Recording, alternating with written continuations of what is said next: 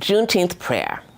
So Juneteenth is now a federal holiday in a country where many states have criminalized the teaching of Black history, so it's going to be interesting to see how it works. And they want to erase acts in which they were complicit and racist. They don't understand that freedom comes from truth. The truth and reconciliation process that was used in South Africa and that's been used in other places has been essential to people owning what they did, and then everyone can have freedom from that. So that's one thing. There are a few references that I make in this poem that I'm just going to talk about in case people don't know. So Juneteenth is also known as Freedom Day or Emancipation Day. It's this holiday that some people say represents the end of slavery, but it was really just the end of enslavement for Black people in Galveston, Texas, who learned of the Emancipation Proclamation 2 years after it had been issued by Abraham Lincoln. So I make a reference in the poem to Somewhat Honest Abe. The reason I do that is that, contrary to popular belief, Lincoln's primary motivation wasn't to free the slaves, but to win the Civil War and to reunite the Republic. So slavery worked for the country because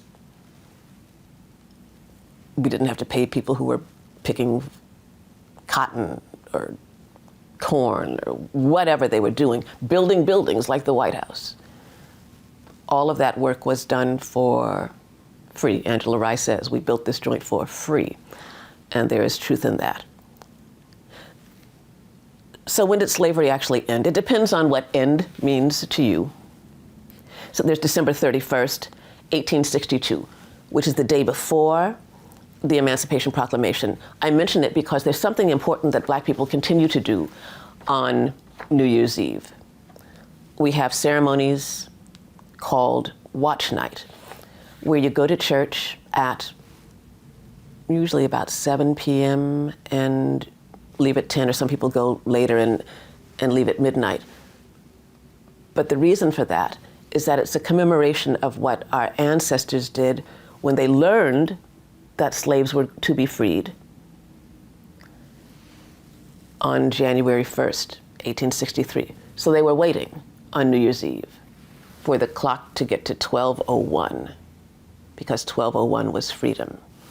So during a watch night ceremony, you pray and you sing, people give testimonies, you might honor the dead from the year before, but you honor those people who waited and prayed for freedom to come.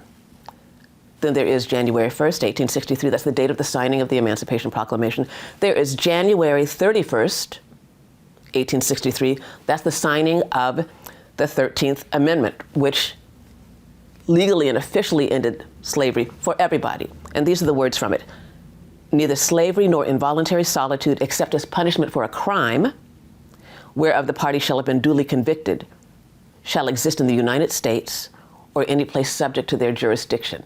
So this is important because enslaved people were freed unless they committed a crime.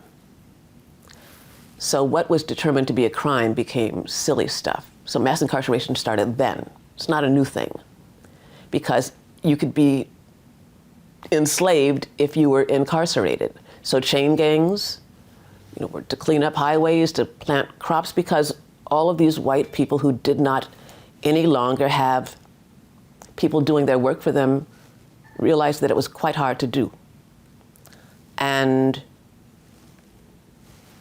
the people who stepped off the sidewalk in the wrong way, or looked a white person in the eye, or hiccuped on Sunday, or did something silly. I mean, some of them did some things that were illegal too, but the things that were counted as illegal were silly things.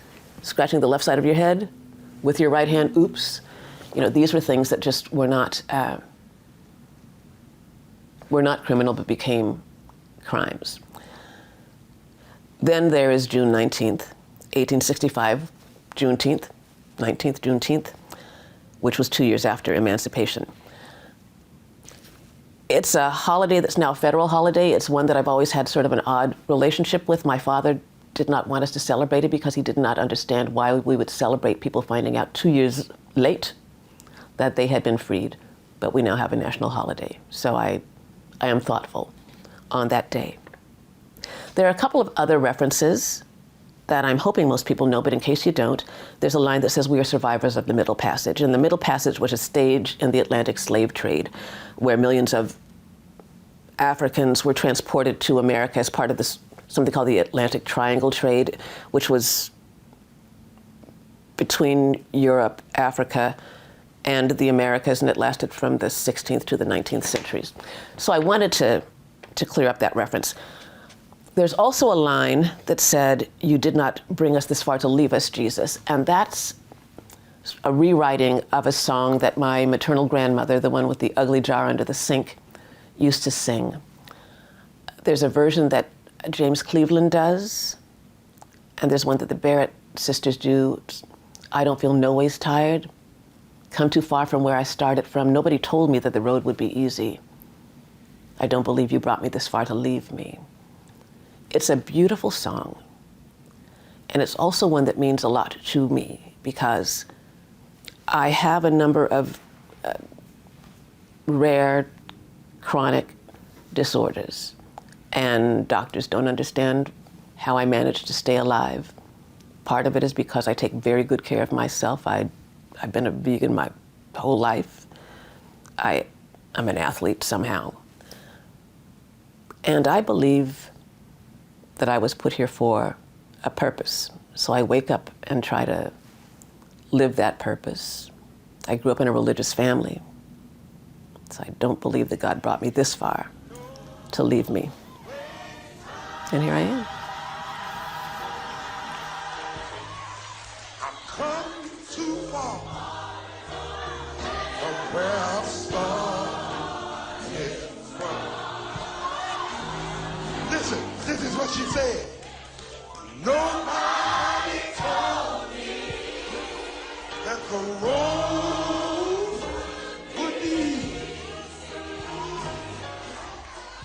I don't believe he brought me this far to leave.